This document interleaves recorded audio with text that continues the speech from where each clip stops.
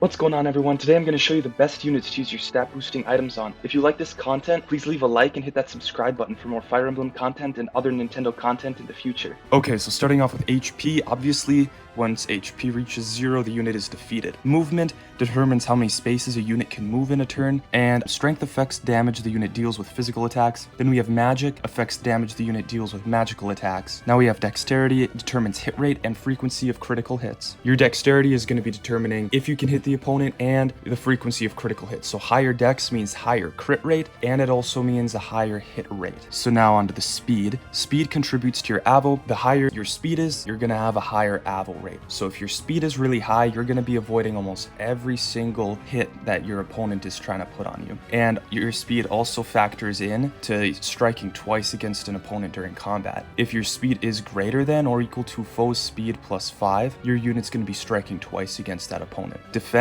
reduces damage from physical attacks. Resistance reduces damage from magical attacks. And now luck has various effects, including lowering risk of enemy crits, but it also factors into your avo rating as well. If I remember correctly, one stat point of luck is 0.5 added into your avo in combat, and then 1 point of speed factors into about 1.5 increase to your avo rating. Starting off with luck, luck lowers the rate of critical hits from enemies. The higher your luck stat, the less likely you are to receive a critical hit from an enemy. Luck hardly grows, so if you've got a unit that has a really low luck rating, there's a very good chance that unit's going to retain a really low luck stat. If your unit has a high overall stat, like Anna, you're going to see a very high increase throughout the course of the game. So deciding whether or not you're going to be increasing your luck stat factors into, do you want to increase a unit's luck that has low luck, or do you want to put it into a unit that already has high luck? Anna, for example, she's got the skill Make a Killing that activates the higher your luck stat is. Putting luck into Anna is a good option because then you can get 500 gold every time you defeat an enemy. Putting luck into a unit that doesn't really have a high luck stat, it's going to be lowering the risk of enemy crits. You're not really going to see too much value out of it. It's honestly up to you if you want to be putting your luck stat into a unit that doesn't have a high luck stat. They're going to be receiving less crits, and they're going to see a very small increase in their avo stat. Now we've got speed. Speed stat determines a unit's attack speed. It is the most important stat in Fire Emblem, as it determines if a unit can launch a follow-up attack after an enemy's counterattack. And additionally, it factors into a unit's avo rate. So units in classes such as Bow Knight and Thief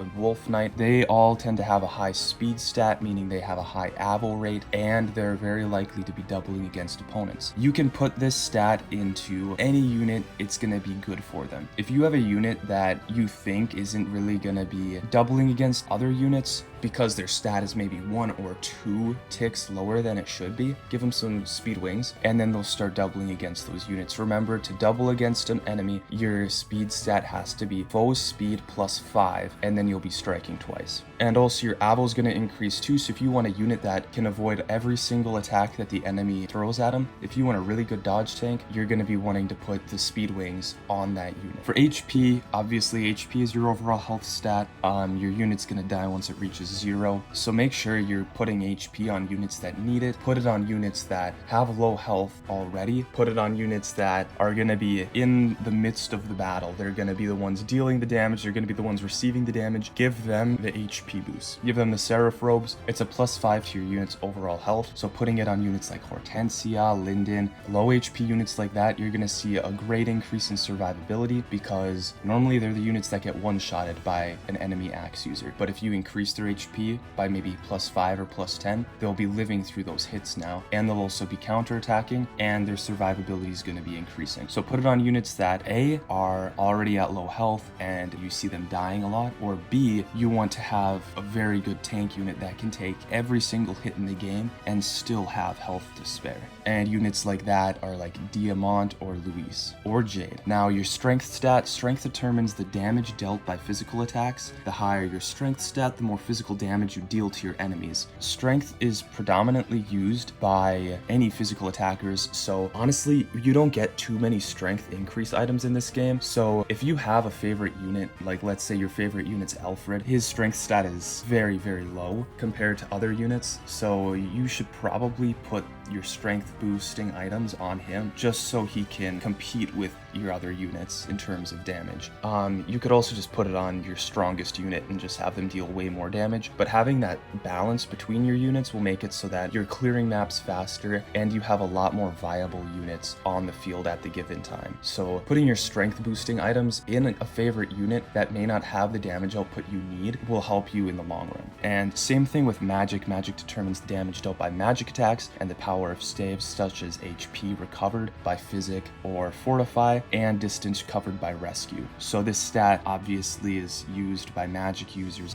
You've got the sages, high priests, any staff wielders like monks. You're going to be wanting to put your magic into them. So let's just say you've got like an Ivy that is 1 to 2 range short for a rescue. Give her some spirit dust and then her magic will increase by a +2, and then you'll find that you're able to rescue that unit that's 1 or 2 spaces away. And you'll also be recovering more HP and dealing a lot more damage with your Elf Thunder and Elf Fighter. Magic, obviously you're going to want to do the same thing as in, like I said before, in strength. Put it on either a unit that isn't up to par with the rest of your units and you want them to be competing with your units as well. You want them to be able to defeat the enemy units that for some reason they just can't take out. Give it to them, because if you're able to take out an enemy unit with more of your units than before, it's better than just having one unit that can take out all of the enemy units, because having 2 units that can take them out is better than just having 1. Now we've got Dex. Dexterity affects hit rate and frequency of critical hits. It's a pretty important stat to raise as the AVO rate increases in later stages of the game, especially if you've got a thief on a stronghold. Those things are so hard to hit. You're going to want a high Dex unit going after them because their hit rate's going to be higher. So sword masters and snipers, obviously they've already got a really high Dex stat, so increasing it even further makes it almost always a 100% hit rate for them. But once your Dex hits a certain rating on your units and you've got like a 90 to 100, even an 80 to 100 hit rate, you're not really going to want to increase your Dex anymore on them. You're going to want to focus on units that maybe have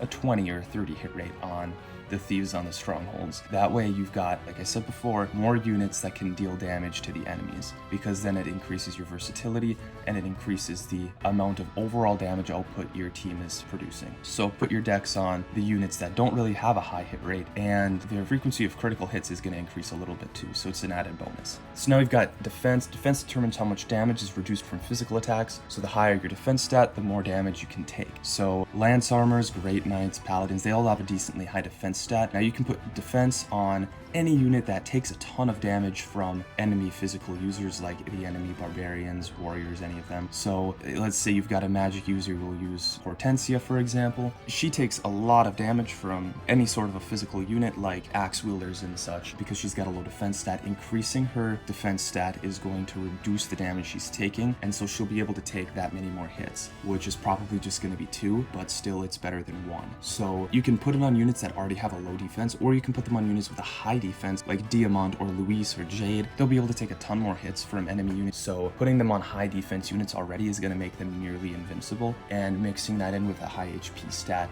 or Diamond Soul, that's going to make it so Diamond can heal the damage that he's taking, and it's going to make him an invincible unit, and he'll be able to take in any unit that comes at him, and you'll be able to put him in to bait enemy units into coming and attacking you. And you're not going to have to deal with any of the adverse effects of maybe they crit you, or maybe they deal a bit too much damage, or even the chain attacks coming in. You'll be able to tank those chain attacks and take the 0 damage coming at you. So resistance, same thing. You're going to want to put your resistance stat on units that have a low magic resistance. You're going to want to put this on your Diamant, your Luis, your Jade, any of the units that's going to be taking a ton of damage, because all of a sudden you're going to have a magic user coming at you and they're going to be dealing 36 plus damage on you, and that's going to be over half your health, and then all of a sudden now you've got to deal with all the chain attacks that are coming your way too. So if you can reduce the damage you're taking from any of the enemy mage users, that's going to help you out a ton. And honestly, you could try putting this on your magic users, but most of the time your magic users already take so much less damage from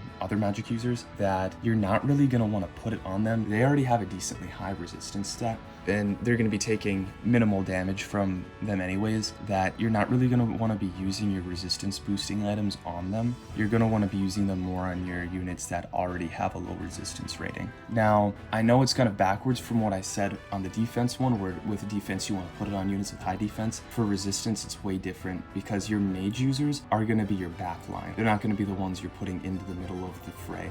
You're going to be wanting to put your physical attack tanks in there. Now, you could turn any unit it into a tank, but for the majority of people, they're going to be using a physical unit like Luis, Jade, Paladin, any of them. So yeah, just put the resistance boosters on your units that have a low resistance stat. Now movement, you're going to want to put on any sort of a unit that needs the movement. So you can honestly mess around with it and just put it on one of your units, and then they'll have an 8 movement speed and they'll be moving all over the map. Or you could put it on your Seedall, your Dancer, and then they'll be able to dance any unit that's in the general area, which will help you out. It will add a lot more versatility to what your Dancer can do. They'll be able to support all the units that you have sent out in the match. Honestly, you could just put all of your stat boosting items on your Dancer and just have an extremely overpowered Seedall. And honestly, that is also a viable option too, because then your Dancer will be able to survive that much more, and they'll be able to deal a ton of damage back as well. And also, it's just kind of funny. And with that, that's all of the stat boosting items. If you guys use them on different units, if you guys use them in different ways, let me know down in the comments below. Thank you guys for watching. If you guys enjoyed this video, don't forget to leave a like, comment, subscribe, stay in tune for more Fire Emblem content in the future.